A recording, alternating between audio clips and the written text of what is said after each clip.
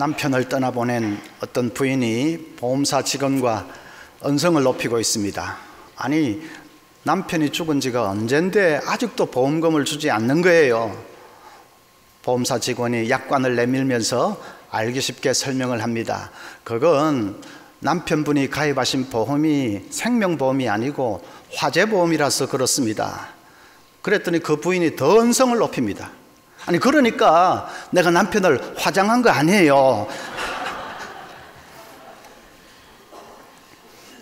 돈이 걸리면 말이 되든 안 되든 그냥 막무가내로 돌변하는 것이 인간이지요. 오늘 말씀은 돈에 대한 것입니다. 예수님께서 우리 천국 백성은 경제 생활을 어떻게 영위해야 하는지를 잘 가르쳐 주십니다.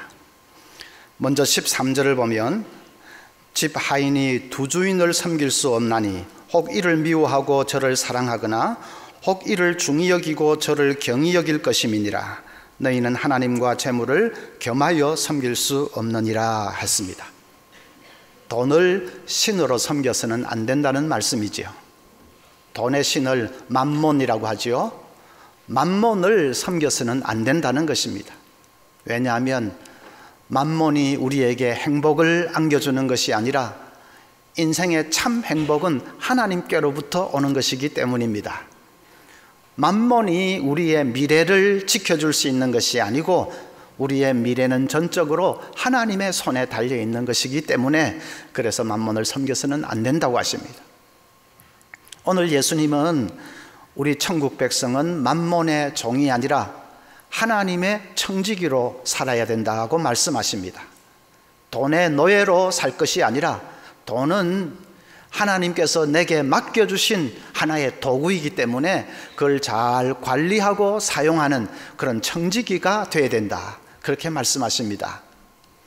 오늘 말씀에 충성이라는 말이 특히 13절까지 보면 자꾸 나옵니다. 4번이나 나옵니다.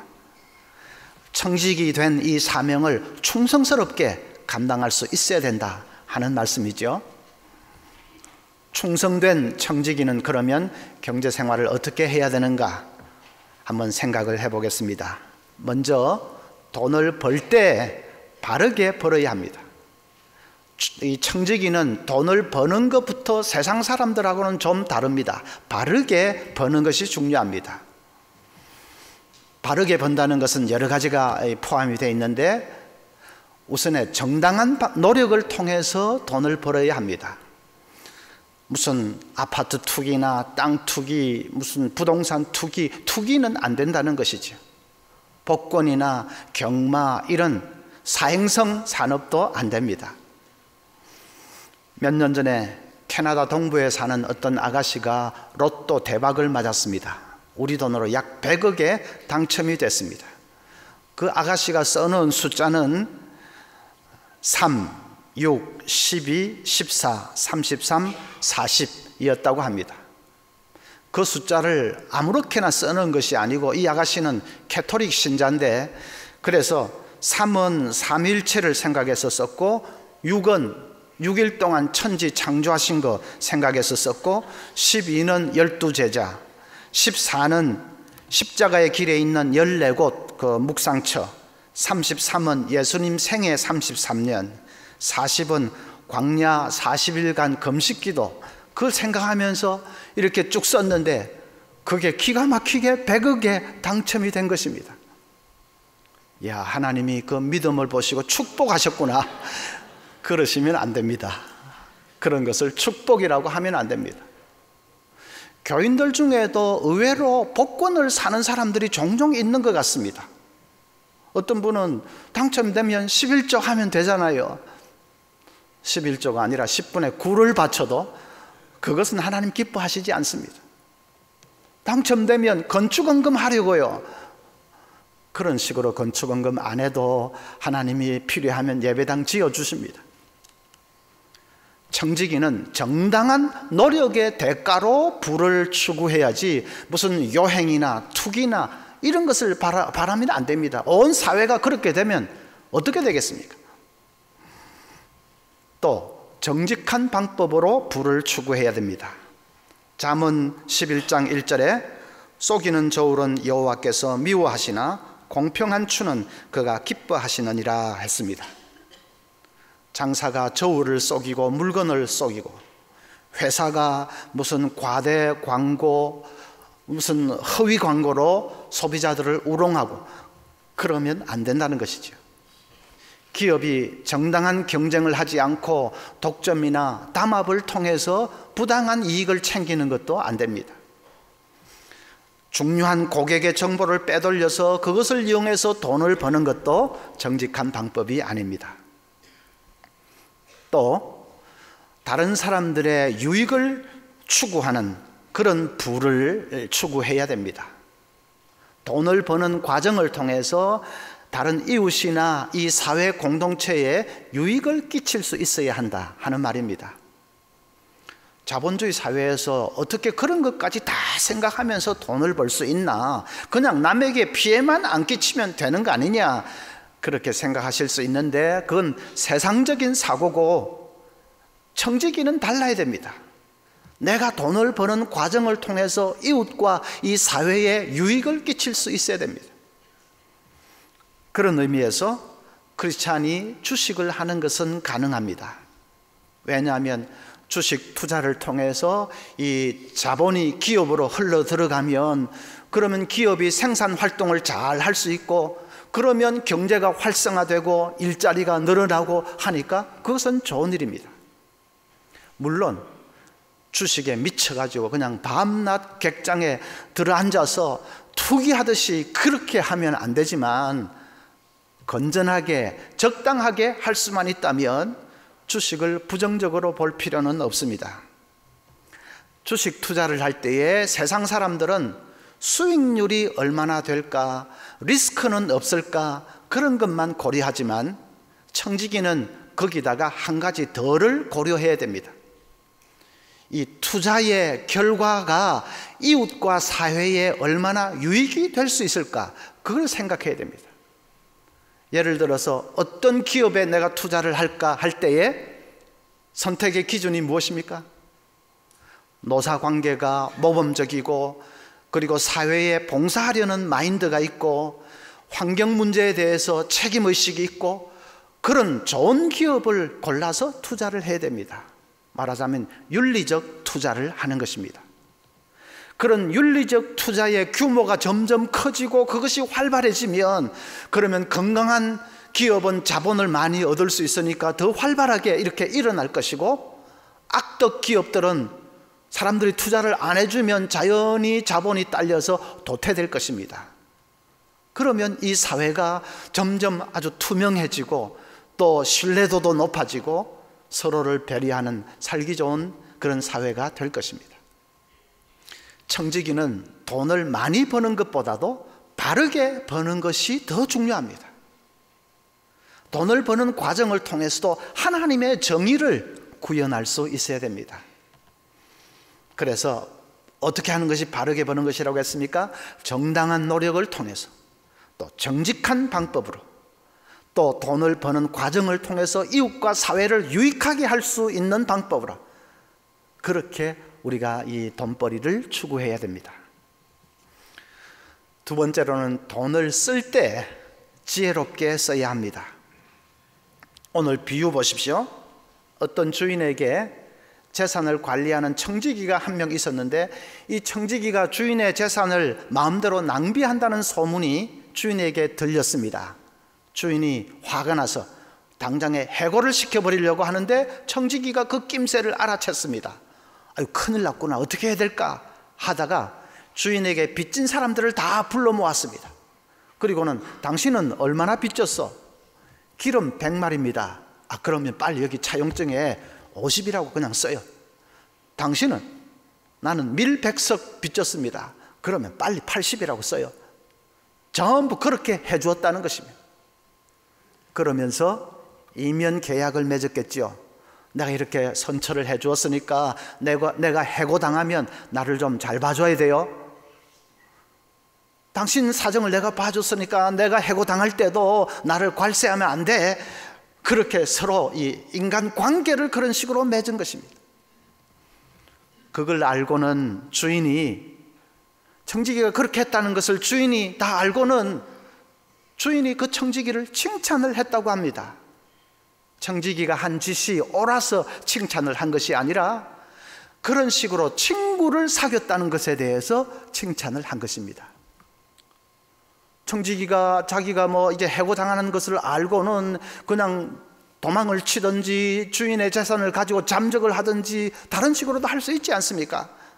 그런데 그렇게 하지 않고 자기 그 청지기라는 직분을 이용해서 다른 많은 사람들과 이 친구를 사귄 것이, 그것이 너무너무 지혜롭고 잘했다, 잘한 일이다, 주인이 칭찬을 한 것입니다. 그러면서 주님께서는 9절에 이렇게 말씀하십니다. 내가 너희에게 말하노니 불의의 재물로 친구를 사귀라. 불의의 재물로 친구를 사귀라. 이 말은 불의의 재물도 괜찮다, 그런 말이 아닙니다. 아까 그 청지기가 한 짓을 염두에 두면서 하시는 말씀입니다. 그 청지기가 불의한 방법으로라도 친구를 사귀었지 않느냐, 너희들도 어떻게 하든지 친구를 사귀라. 모든 수단을 다해서라도 친구를 사귀어야 된다, 그게 제일 중요하다. 지금 예수님이 그 말씀을 하시는 것입니다. 친구를 사귀는 것이 뭔지는 짐작하시지요? 어려운 이웃을 구제하는 것은 친구를 사귀는 것입니다. 외국인 근로자들을 힘껏 섬겨주는 것은 친구를 사귀는 것입니다. 지역의 어려운 아이들 사랑으로 돌보고 케어해 주는 것도 친구를 사귀는 것입니다. 이 근처뿐 아니라 온 민족과 열방 가운데 어려움을 당하고 있고 복음을 알지 못하는 사람들에게 복음을 전하고 사랑을 전해주는 것은 친구를 사귀는 것입니다. 예수님은 그것이 제일 중요하다고 하십니다. 왜냐? 그 다음 9절 중간에 보면 그리하면 그 재물이 없어질 때에 그들이 너희를 영주할 처소로 영접하리라. 영주할 처소, 천국으로 해석하면 됩니다. 친구를 사귀면 그 사람들이 너희를 이 천국에서 환영을 해줄 것이다, 너희를 영접해 줄 것이다. 그 말은 다른 말로 하면 친구를 사귀는 것은 바로 하늘에 투자하는 것이다, 그 말이죠. 하늘에 투자하는 것입니다. 하늘에 투자하는 것이 왜 그렇게 중요하냐? 하늘에 투자해 놓으면 내 마음이 늘 하늘에 가 있을 수 있기 때문입니다. 사람들은 자기가 투자해 놓은 곳에 마음이 갑니다. 여러분도 주식에 투자를 많이 해놓든지 펀드에 투자를 해놓든지 하면 거기에 늘 신경이 쓰이고 거기에 마음이 가 있지 않습니까? 그래서 마태복음 6장 21절에 보면 내 보물 있는 그곳에는 내 마음도 있다 그랬습니다. 보물 있는 곳에는 마음이 가기 마련이다. 투자해 놓은 곳에 마음이 가기 마련이다. 그래서 하늘에 투자해 놓으면 내 마음이 늘 하늘에 가 있습니다. 마음이 늘 천국에 가 있는 사람, 그 사람은 복받은 사람이지요. 이 땅의 삶에 늘 기쁨이 넘칩니다. 무슨 일을 만나든지 늘 감사가 있습니다. 왜냐하면 소망이 있기 때문에 늘 기쁘고 늘 감사한 삶을 살 수 있습니다. 시련을 만나도 웬만한 시련은 끄떡도 하지 않을 수 있습니다.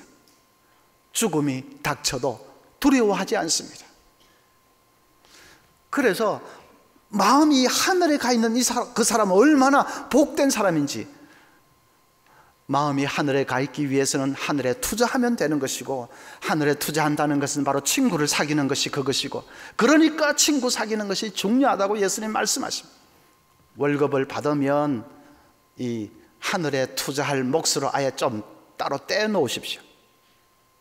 옛날에 다 빠듯하게 살 때는 남편이 월급을 받아오면 아예 딱 받는 즉시로 봉투를 여러 개 만들어서 나누어서 넣었지 않습니까? 식비, 집세, 공과금, 교육비 다 나누어서 넣어야 했습니다. 그게 아니고 한 봉투에서 뽑아 쓰기 시작하면 늘 돈이 모자라니까 아예 몫을 딱 나누어서 이렇게 했습니다. 그럴 때 하늘나라 몫도 따로 봉투를 하나 만드는 것입니다. 어떤 장로님은 아예 통장을 따로 하나 만들어서 이름도 하늘나라 통장 그래 딱 붙였습니다. 그 통장에서는 절대로 다른 뭐 외식하고 사적인 그런 거 쓰지 않고 거기서는 늘 구제하고 선교하는 목적으로만 통장을 썼다고 합니다. 돈으로만 친구를 사귀는 것도 아니지요. 노력으로, 노력봉사, 재능기부 그런 거 얼마든지 할 수 있습니다. 강남의 어떤 그 외과 원장은 10명 수술하면 그 중에 1명은 어려운 사람을 이렇게 선정을 해서 늘 무료로 수술을 해 주었다고 합니다. 이름을 붙여서 수술 11조를 했습니다. 시골 교회를 섬기는 어떤 장로님은 자기 그 영농 기계들을 동원을 해서 마을에 어렵고 연로한 그런 노인들을 위해서 이 봄에는 밭갈이, 가을에는 가을거지 그런 것을 도와주었습니다. 노동 11조를 했습니다. 그렇게 하늘의 보화를 쌓기 위해서는 이 땅의 지출은, 불필요한 지출은 가급적 줄여야 됩니다. 여러분, 무슨 소비를 할 때에 기회비용을 늘 따져보십시오. 물건을 하나 살 때에 이 물건을 사는 이 돈으로 다른 좋은 일을 하면 혹시 얼마나 할 수 있을까? 그걸 한번 생각을 해보는 것입니다. 예를 들어 300만 원짜리 명품 백을 산다고 합시다. 명품이니까 뭐 물건이 좋고 고급스럽고 한 것은 두말할 필요도 없겠죠. 그런데 300만 원이 어떤 돈입니까? 기아에 허덕이고 있는 아프리카의 어린이 300명을 한 달간 먹여 살릴 수 있는 돈입니다. 한 달 사는데 10,000원이면 된다고 하니까 그러면 300명을 한 달간 먹여 살 수 있는 돈입니다. 그러면 그 백을 사려고 집어 들었을 때 한번 생각을 해 보십시오. 이 백이 좋기는 하지만 이것이 과연 어린이 300명의 생명하고 맞바꿀 만한 그런 것인가를 한번 생각을 해 보십시오. 그것이 기회 비용을 따져보는 것입니다. 그렇다고 앞으로 명품은 전혀 사지 마십시오, 뭐 레스토랑 가지 마십시오, 그런 말은 아닙니다. 필요하면 해야지요. 그러나 전에는 아무 생각 없이 그냥 덜렁덜렁 내게 돈만 있으면 그건 생각 없이 했지만 이제는 멈추어 서서 한번 생각을 해보는 것입니다. 이 물건, 이 돈이 과연 다른 좋은 일을 하면 얼마만큼 할 수 있을 것인가 하는 것을 한번 생각을 해보고 그래서 결정이 되면 하는 겁니다. 어떤 목사님은 아들 둘 결혼시키면서 비용을 가급적 이렇게 줄여가지고 축소를 해서 그 돈으로 선교사님 사역지에서 꼭 필요한 차를 사드렸다고 합니다. 아이들이 뭐 못하겠다고 하면 할 수 없는 일인데 다행히 아이들이 양해를 해 주었고, 그리고 그렇게 하고 보니까 보람도 있고 자기들도 뿌듯해하는 것입니다. 감동을 받았는지 이제 그 아들들이 결혼해서 자기 자식 새끼를 낳고 나서 돌잔치를 하는데 그것도 좀 간소하게 그냥 이렇게 해가지고 남는 비용으로 또 그 선교사님에게 보내어 드렸다고 합니다. 사실 우리 한국의 이 결혼식은 좀 너무 호사스러운 것 아닙니까? 아이들 결혼 한둘이 시키면 그냥 기둥뿌리가 뽑힐 정도로 너무 좀 비용이 많이 드는 것이 아닌가. 그 가운데는 허례 허식도 적잖이 섞여 있습니다. 그런 거 다 따라가다가는, 세상이 하는 대로 다 따라가다가는 하늘에 투자해 놓을 돈은 없는 것이죠. 어느 것이 지혜롭겠습니까? 잔치 한번 번쩍 하고 그냥 지나가면 말 거기에 막 엄청나게 그렇게 하는 것이 지혜롭겠습니까? 그건 지나가고 나면 끝인데, 그러나 하늘에 투자해 놓는 것은 영원히 있는데 어느 것이 더 지혜롭겠는가, 그런 생각을 해볼 수 있죠. 마지막으로는 기회를 놓치지 말아야 합니다. 오늘 본문의 청지기가 그래서 지혜롭습니다. 자기가 해고당하기 직전에 그 얼마 안 되는 시간을 10분 활용해서 많은 친구들을 사귀어 놓았지 않습니까? 그게 지혜로운 거지요. 해고당하고 나면 그러면 날고 뛰어도 안 된다는 것을 알고 아직 기회가 있을 때, 자기에게 좀 권한이 아직도 남아있을 때 그걸 최대한도로 활용을 해서 친구를 사귀었다. 그게 지혜로운 것입니다. 기회를 놓치지 말아야 됩니다. 제가 아는 어떤 장로님은 엄청나게 부자십니다. 전국에 부동산이 널려 있으니까 아마 줄 잡아도 몇 천억은 될 것 같은데, 그런데 정확하게 아는 사람은 아무도 없습니다. 제가 신학대학원 원장할 때에 신학생들 전원을 장학생화 해보자, 꿈도 야무지게 꾸면서 360명 전원 장학생으로 하기 위해서 그래서 장학기금 모금 운동에 들어갔습니다. 당연히 그 장로님이 모금 대상자 1번에 올랐지요. 그런데 제가 직접 개인적으로 잘 알지는 못해서 교수님 한 분이 다리를 놓아서 이제 접촉을 했습니다. 그런데 그러고 나서 한동안 아무 기별이 없습니다. 나중에 좀 얘기를 들으니까 그 장로님은 어디서 좀 도와주십시오 하는 얘기를 듣고는 생각을 하기 시작하면 그것이 결실로 나타나기까지는 최소한도 5년은 걸린답니다. 제가 그 말을 듣고 아이고 5년이면 나 원장도 다 끝나고, 그런데 그렇지만 뭐 그분이 그렇다고 하니까 뭐 별 수 있습니까? 할 수 없다. 막 기도하면서 기다려보자 그랬습니다. 그런데 그 장로님이 얼마 후에 그 사모님 세상을 떠나시고 상처를 이렇게 했는데 재혼을 했습니다. 자녀들이 극구 반대하는데도 재혼을 했습니다. 그리고 얼마 지나지 않아서 장로님도 세상을 떠나셨습니다. 세상 떠나고 나니까 그 제처와 자녀들 사이에서 막 상속 문제로 다툼이 일어나는데 법정 소송이 장난이 아니었습니다.